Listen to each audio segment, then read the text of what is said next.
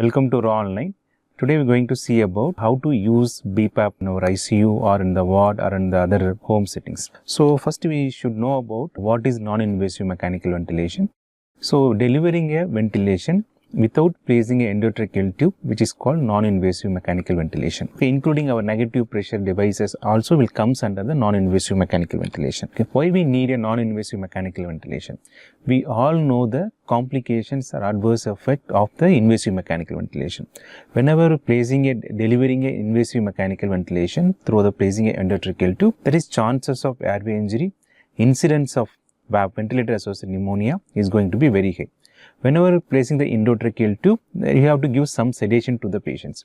Because of the mechanical ventilation and sedations, both will increase the chances of your ICU acquired weakness. If you give the sedations, then the patient will go for the more delirium. So all will that infection, ICU weakness and delirium, it's going to prolong the ICU or hospital stay. Okay. Then it leads to economical burden to the patients to us. So other disadvantages of invasive mechanical ventilation is we cannot use in the remote limited setting. You take it as a non-invasive mechanical ventilation. Compared to the invasive mechanical ventilation, there is decreased chances of BPAP. Because of the decreased sedation requirement, there is decreased chances of ICU acquired weakness, decreased chances of delirium. But we can use the non-invasive mechanical ventilation, can use in the ICU, ward, HDU, emergency settings, also in the home care and rehabilitation settings. These are the advantages of non-invasive mechanical ventilation. First, we know that some of the basics of the non-invasive mechanical ventilation. First, the non-invasive mechanical ventilation, we won't use the volume control mode. Because of that, this is the unproductive airway. In invasive mechanical ventilation, it's a productive airway by placing of the endotracheal tube, which is bypassing your upper airway. So here, for delivering a positive pressure in the unproductive airway, there is high pressures delivering to the unproductive airway is unsafe because it causes more discomfort to the patient, will cause more gaseous distension. So it leads to more aspiration or difficult ventilation. High airway pressure, because of the high airway pressure, most of the patients won't tolerate, which leads to the poor performance. Most of the patients won't tolerate the volume control mode on the non-invasive mechanical. So whenever you are using the non-invasive mechanical ventilation, which is a ICU ventilator or our traditional home by a BPAP machine, so we always go with the pressure control. But the pressure control also have some problems with that. What are the problems? It's a leak. Because of that, this is unprotected airway. We are delivering through the mask, so there is a lot of leak will occur around the mask. So there is because of the leak, some patient won't tolerate. Because of the leaks, the frequent alarms will come. Some of the patients will get that it will cause asynchrony, which leads to the poor leak tolerance. But compared to the volume control mode, the pressure control mode as a preferable mode to using the NIV. That's why our BPAP machines always most of the all modes are in the pressure control modes. It may be pressure support or pressure control, other volume assured pressure support or advanced mode of adaptive servo ventilation. All these settings, you will control the pressures. You won't control the volume. Maybe our target will be a volume, but always the ventilator, the devices will control only the pressure. Other thing you should know about what is the difference between the CPAP and BPAP. The CPAP means you are delivering a continuous positive pressure during the whole inspiration and expiration. See first here in the CPAP, what will the traditional, for example, if I set a patient on mechanical ventilation, I set a PEEP of 10, pressure support of 0. Which comes under the CPAP. Because of that, there's a BPAP the PEEP 10 cm will be delivered during the inspiration and expiration. So it comes under the CPAP. So there is no inspiratory additional pressure in this.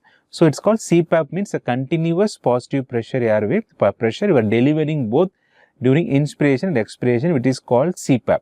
So what are the advantages of the CPAP? What is the difference between the CPAP and BIPAP? First, we will see the CPAP. CPAP, the advantage of CPAP is it is open your upper airway. So if you are delivering a non-invasive mechanical ventilation, the normal invasive mechanical ventilation you delivered through the placing of endotracheal tube, it's bypass our upper airway. In the non-invasive mechanical ventilation, you are not bypassing the upper airway. Some of the pressure has to open your upper airway. Then only whatever that inspiratory pressure will reach your lung.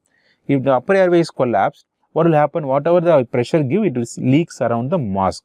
So the role of the CPAP is pneumatic sprinting of the upper airway. It's open up. Second thing, it's going to increase your FRC. If you FRC means it's increase your end expiratory lung volume, so it increase your oxygenation. That is the two benefits of CPAP, opening up your upper airway. Second thing is that it's increase your end expiratory lung volume, so it increase your oxygenation. Okay. What are the other things the BPAP will do, which we cannot achieve with the CPAP? See here, there is no breath augmentation with the CPAP. So whatever the example, if I set a PEEP of 10, pressure support 0, it won't assist the patient during inspiration. So there is no change in the tidal volume, or there is no breath augmentation.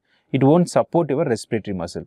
So these are the advantages and disadvantages of CPAP. When you see here BIPAP, if you delivered with the two pressures, one pressure will be during EPAP, it's during the expiration and inspiration, with the additional pressure during the inspiration. It's called bi-level positive airway pressure delivery. Okay. What are the advantages of this? If it is IPAP, the additional this IPAP, it will increase the ventilation. It increase your tidal volume. So it increase your ventilation. So it decrease your hypercapnia. Hypercapnia will decrease. Because of the IPAP, it increases your mean airway pressure. It also some benefit with oxygenation also.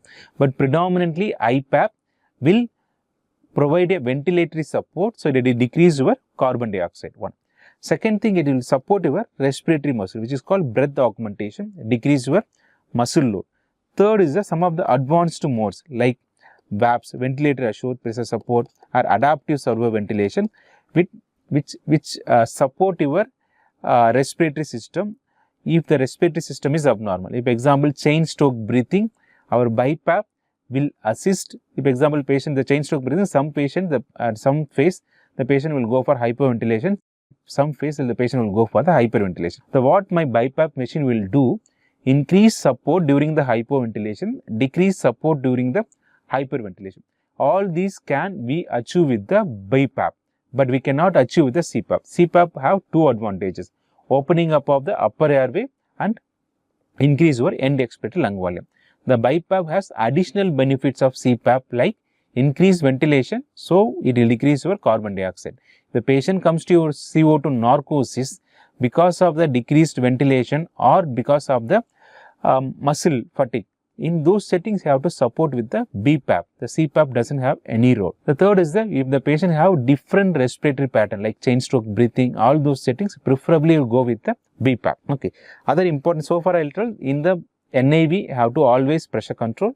Then I have to know the difference between CPAP and BiPAP. If example patient comes to with acute exacerbation of COPD, in those settings you have to go with the BiPAP because I need to increase the ventilation.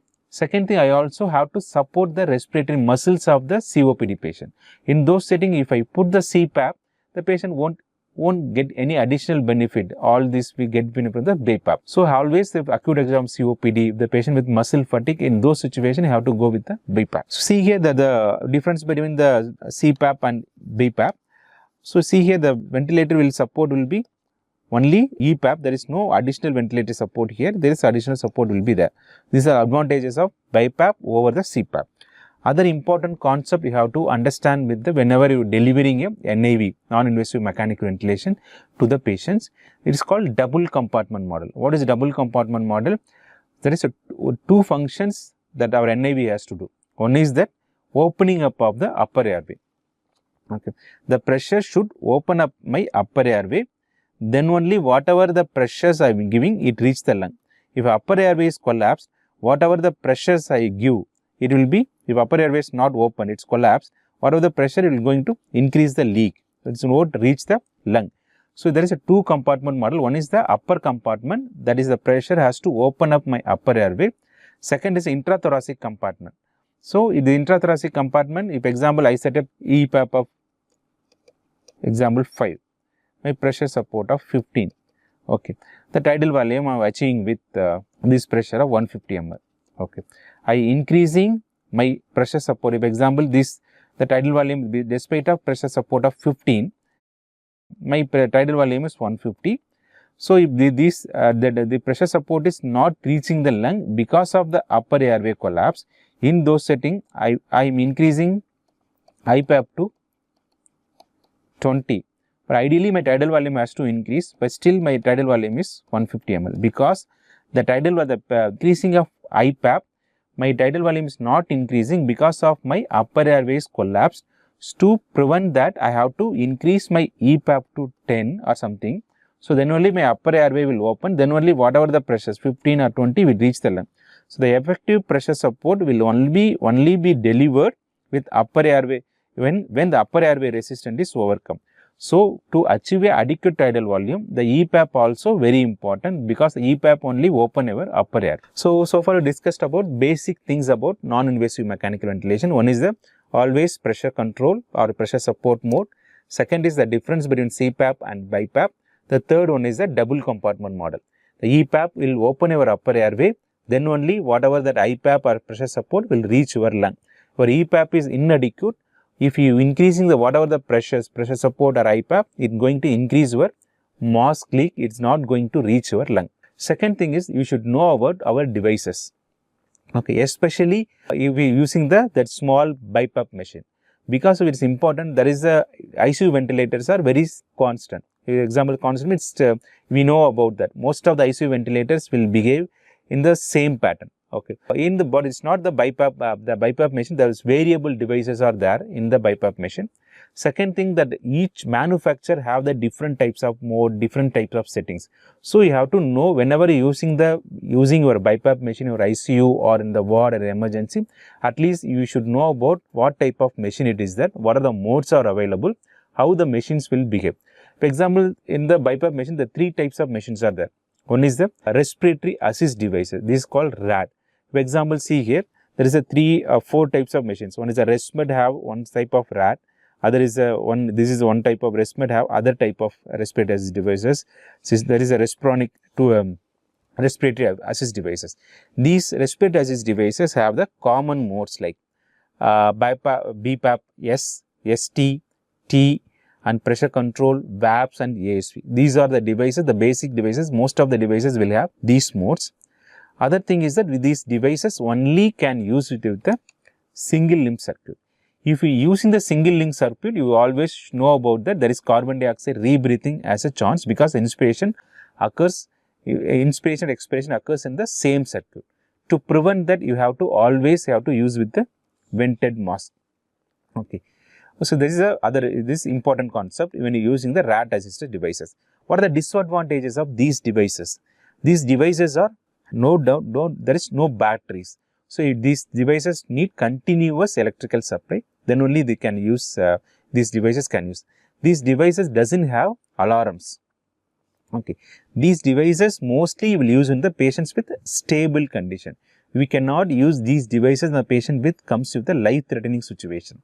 The patient comes to you with acute exacerbation COPD, very tachypneic of 40 rate with PCO2 of 100. In those settings, this is not the devices to use support the respiratory system, because these acute exacerbation COPD, the PCO2 of 100 with tachypneic, in those settings, we want to know the patient's mechanics through the ventilatory waveform. If you see here, these devices doesn't have the ventilatory waveform. These devices doesn't have the alarm settings. Even if NIV fails, I have to change it to the invasive mechanical ventilation. You cannot use the invasive mechanical ventilation through these devices. So these devices are they have the different types of modes. How to use with a single limb circuit. These devices doesn't have the battery support. This device doesn't have alarms. This device doesn't have any monitoring, waveform monitoring. These devices not for the life-threatening situation. Second type of NIV delivering device is the typical our critical care ventilators. Okay. So these critical care ventilators have advantages and disadvantages. See here, the inspiratory pressure we can deliver with both devices, ICU ventilator and the respiratory assist devices. So what are the common problem with the NIV is a leak.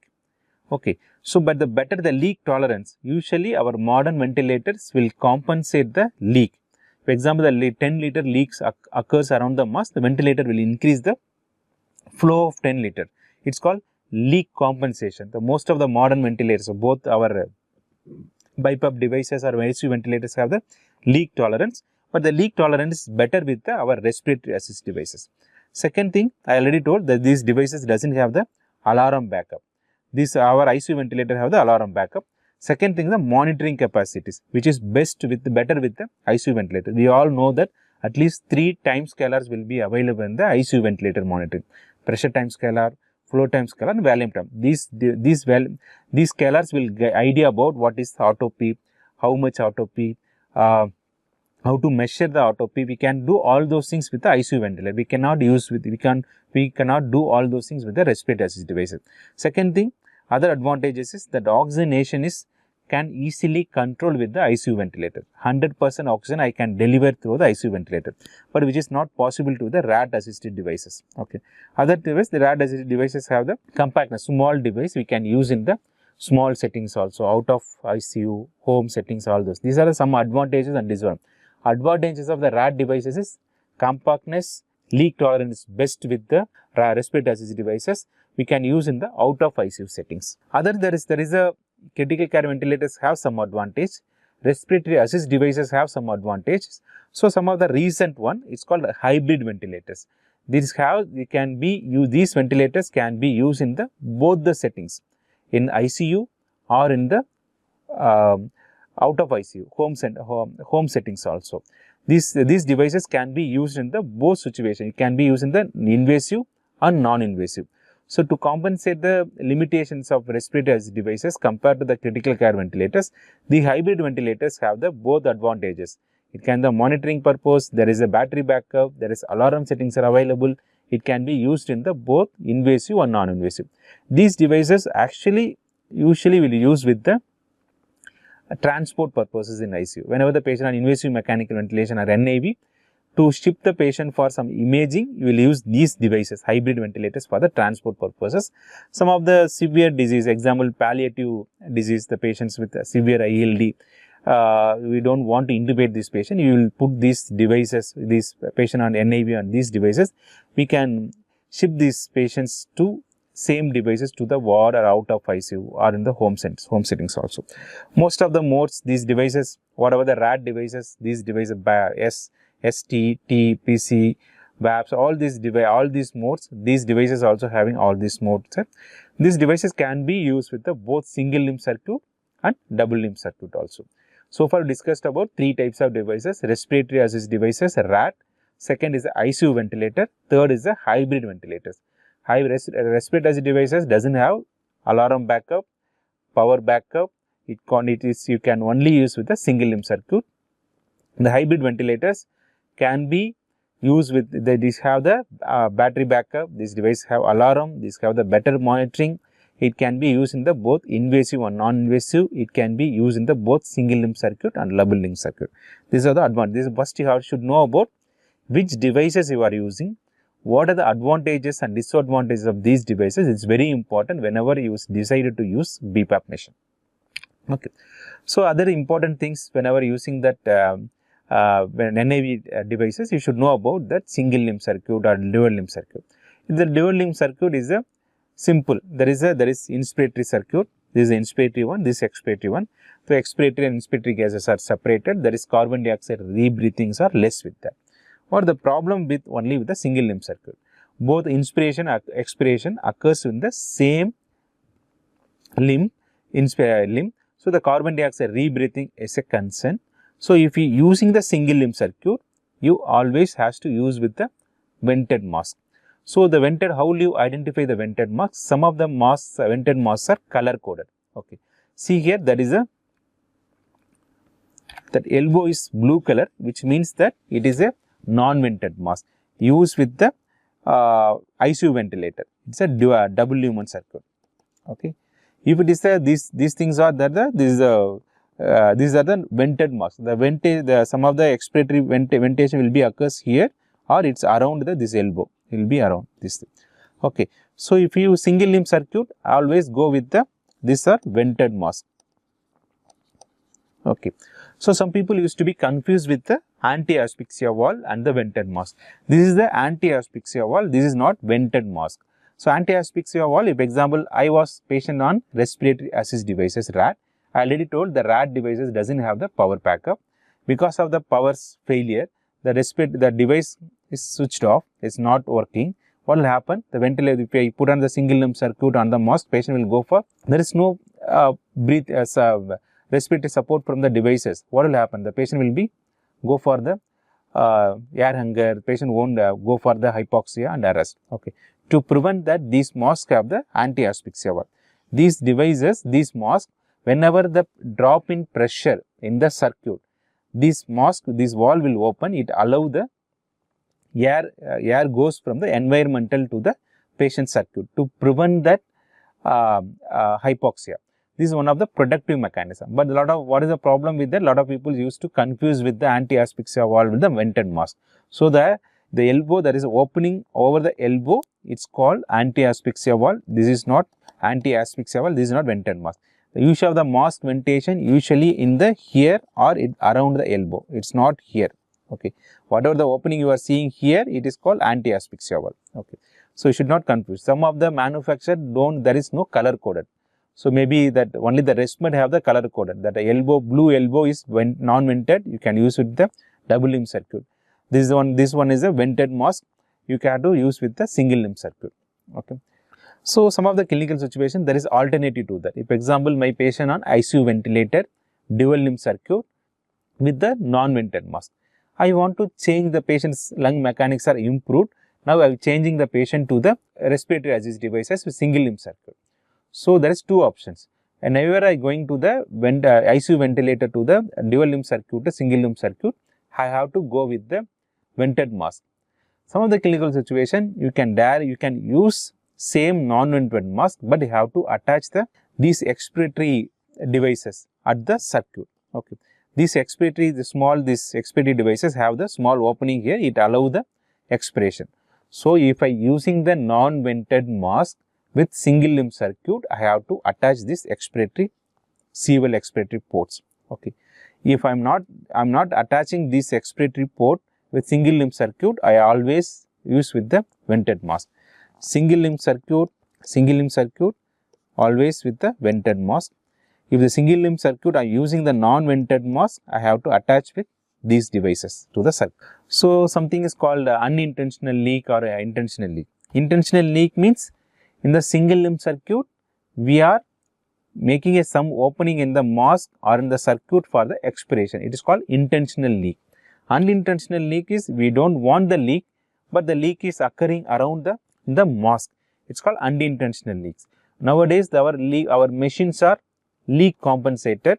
So some of the leaks are allowed because it is, if you put very tight on the patient's face, the patient won't tolerate the NIV.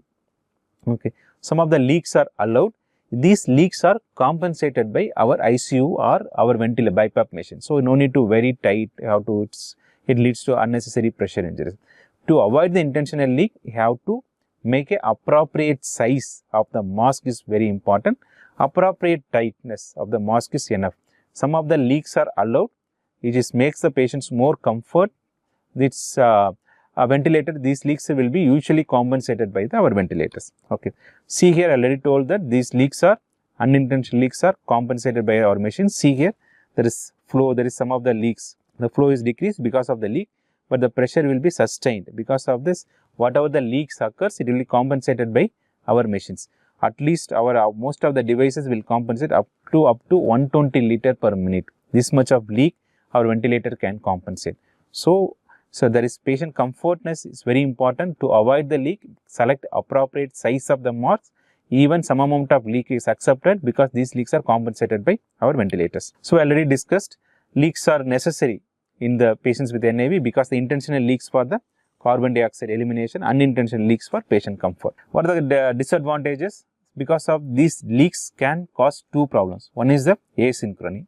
Second is the compromise in the oxygenation. So far we discussed about the generalized about the non-invasive. What is single limb circuit, dual limb circuit. If you use a single limb circuit, you have to with the vented mask. If you are using the single limb circuit with the non-vented mask, you have to attach a C-well expiratory ports. Is very important. Okay. Other things, you always NIV have to go with the pressure control or pressure support. One. Second thing, you should know about the difference between the CPAP and BPAP machine. The three types of devices are available. Respiratory assist devices or critical care ventilators. Third is a hybrid ventilators. Next, we are going to discuss about the BPAP. First episode, we are going to discuss about, you should know the building blocks of our NIV BPAP machine. Okay. So whenever initiating the BPAP, so BPAP itself a bi-level positive pressure. There is one pressure is IPAP, okay, other one is a EPAP. Okay. First is that EPAP will be the end expiratory positive airway pressure, which means that this pressure will be delivered during the both inspiration and expiration. It's called expiratory PAP. Okay. Other one is the IPAP. This during the, we set a EPAP, that will be delivered during the inspiration and expiration. IPAP means that is the pressure, additional pressure delivered during the inspiration. See here, this EPAP will be there during the both inspiration and expiration. During inspiration, this additional pressure is delivered. It's called IPAP. Okay. So I already told EPAP has a two benefits. One is the opening up of your upper airway, splinting of my upper airway. Second is increase my end expiratory lung volume. The IPAP mainly for the ventilation. Okay. So the difference between EPAP and IPAP, okay, which is called pressure support. For example, patient my ICU ventilator with a PEEP of 10, my pressure support of 10. Okay, which means I changing the patients from the ICU ventilator to our small devices, BPAP machine. I have to set a EPAP of 10. My IPAP will be now 20. Why it's 20? I already told the pressure support is minus EPAP minus IPAP minus EPAP. For example, my pressure support is IPAP is 20. My EPAP is 10. What will be my pressure support? Is 10. So my patient is already on ICU ventilator. 10 pressure support means when I changing the pressure support to BiPAP machine, I have to set a IPAP of 20. Okay.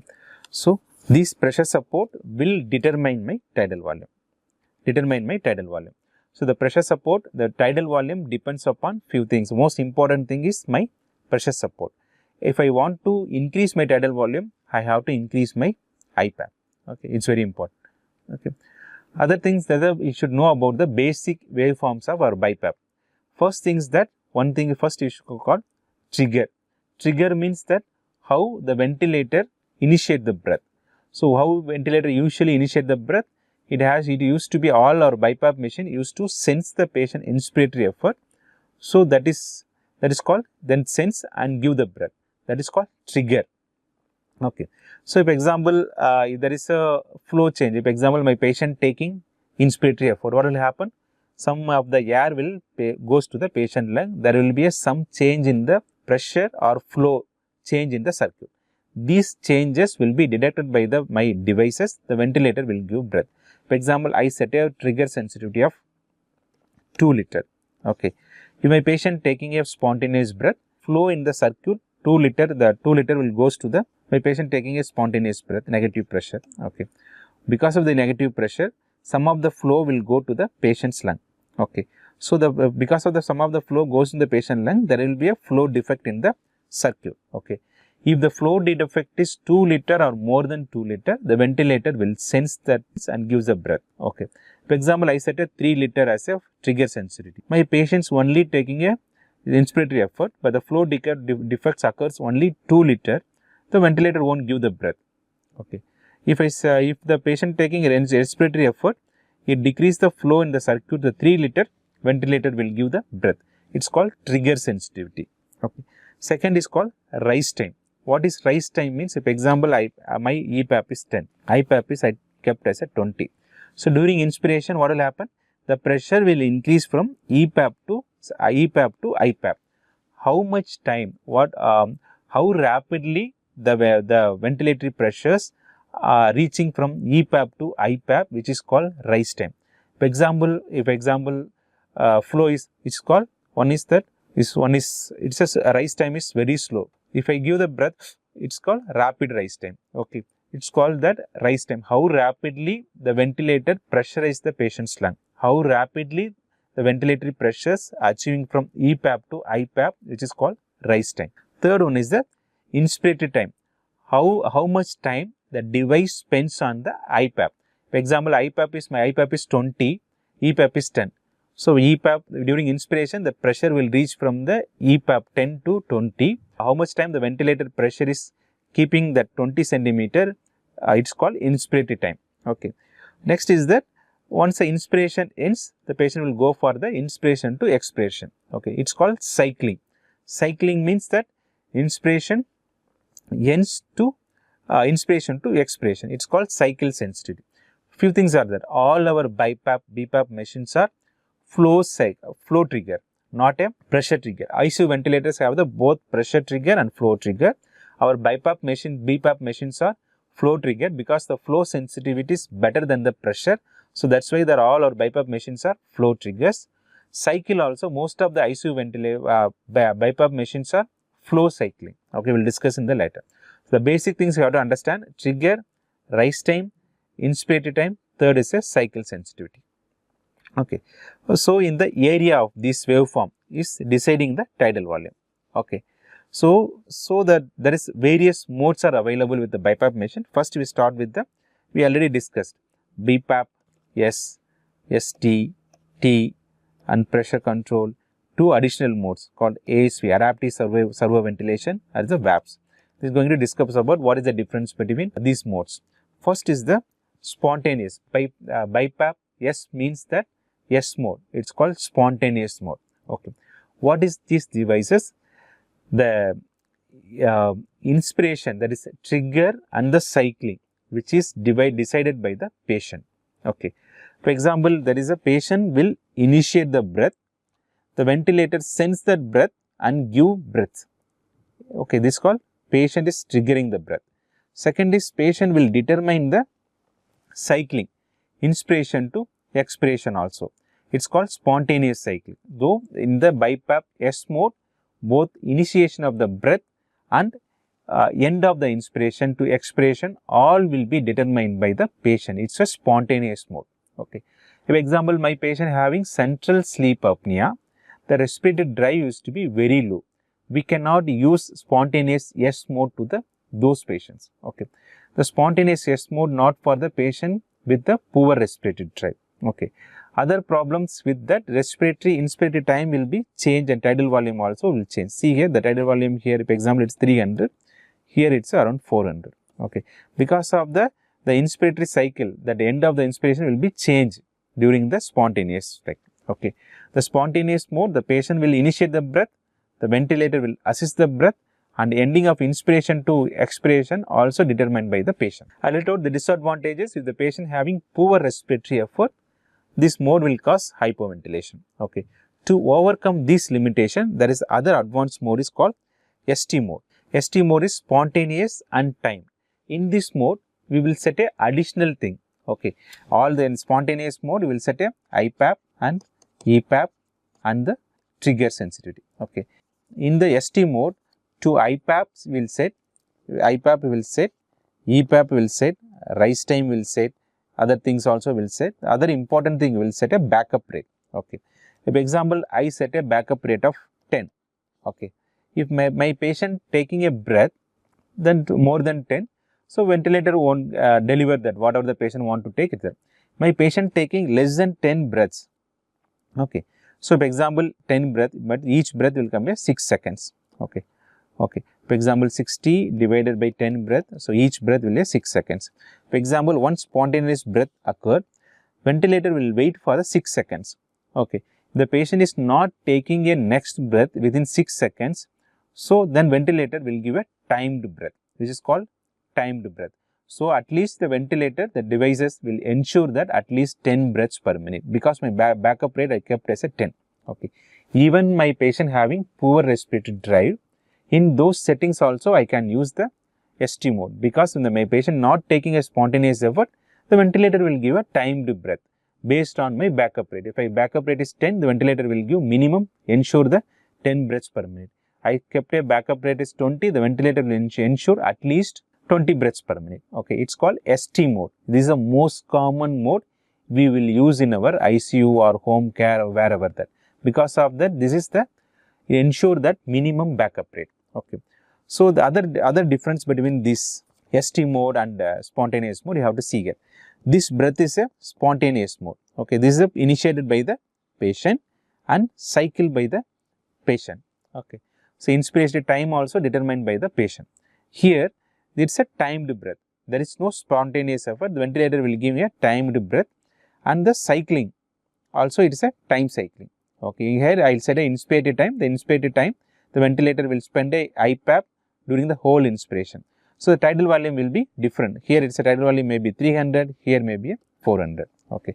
This is the tidal volume will be different between the spontaneous breath and timed breath. So, other mode is a T mode. T mode means there is no ventilator won't allow the patients, won't sense the patient's spontaneous rate. Okay. Ventilator will give breath a timed breath. For example, I set a rate of 15. So, what will be the each respiratory cycle is 4 seconds. Okay. Ventilator will give breath for every 4 seconds. This is called timed breath. Okay. But the most of the our aim is to not to give a timed breath.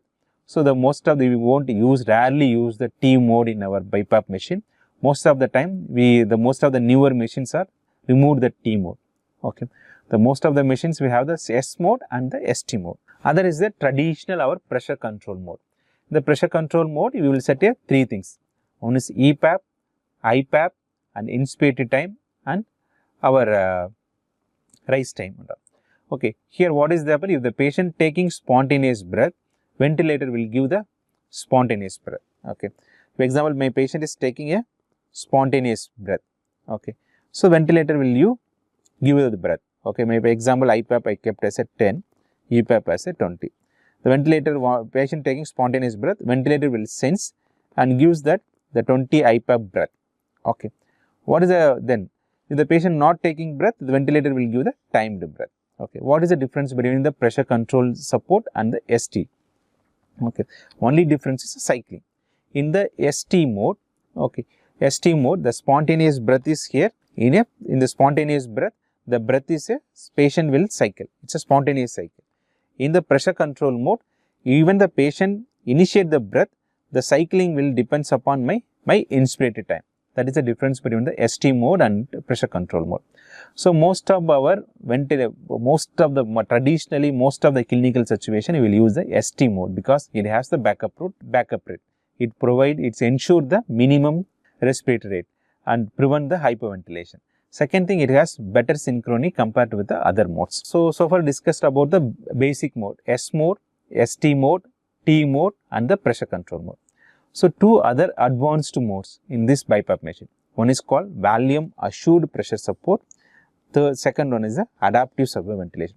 I already told NIV ventilation always it's a pressure control, not volume control. Okay. So, even though it is called it is a volume assured pressure support, you will set a pressure only. So, it is called it's also pressured breath only. Okay, it's not volume control breath.